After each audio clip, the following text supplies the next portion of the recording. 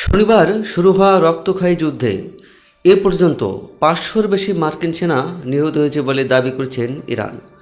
বুধবার দেশটির সর্বোচ্চ জাতীয় নিরাপত্তা পরিষদের প্রধান আলী লারিজানি সামাজিক যোগাযোগ মাধ্যমে এক্সে দেয়া এক পোস্টে এই দাবি করেন তিনি।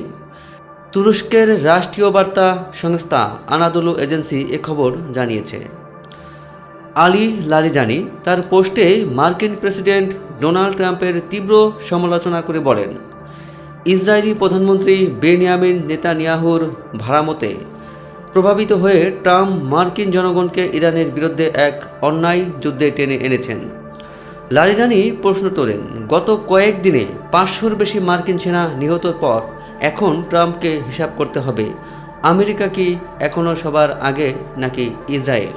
তবে পেন্টাগনের পক্ষ থেকে এখনও পর্যন্ত মাত্র ৬ জন মার্কিন সেনার মৃত্যুর খবর নিশ্চিত করা হয়েছে, যার মধ্যে ৪ জন কুয়েতে নিহত হয়েছেন। ইরানের সর্বোচ্চ নেতা আয়াতুল্লাহ আলী খামেনির সাবেক এই উপদেষ্টা এক রহস্যময় বার্তায় হুঁশিয়ারি দিয়ে বলেন, কাহিনী এখানেই শেষ নয়, ইমাম খামেনির শাহাদাতের জন্য তোমাদের চড়া মূল্য দিতে হবে ইনশাআল্লাহ। শনিবার ইরান ও ইসরায়েলের যৌথ হামলার মাধ্যমে এই যুদ্ধের সূত্রপাত হয়। ওই হামলায় ইরানের সর্বোচ্চ নেতা আলী খামেনি এবং বেশ কয়েকজন উচ্চপদস্থ সামরিক কর্মকর্তা নিহত হন। খামেনির তেহরানের বাসভবনে চালানো ওই হামলায় তার স্ত্রী, কন্যা, পুত্রবধূ, জামাতা ও নাতি নাতনিরাও নিহত হয়েছেন। ইরান সরকারের হিসাব অনুযায়ী 4 দিনের লড়াই এ পর্যন্ত প্রায় 1050 জন ইরানি নিহত হয়েছেন। এর মধ্যে দক্ষিণ ইরানের মিনাব শহরে 165 জন স্কুল শিক্ষার্থীর মৃত্যুর ঘটনায় ব্যাপক জনরোষ তৈরি হয়েছে।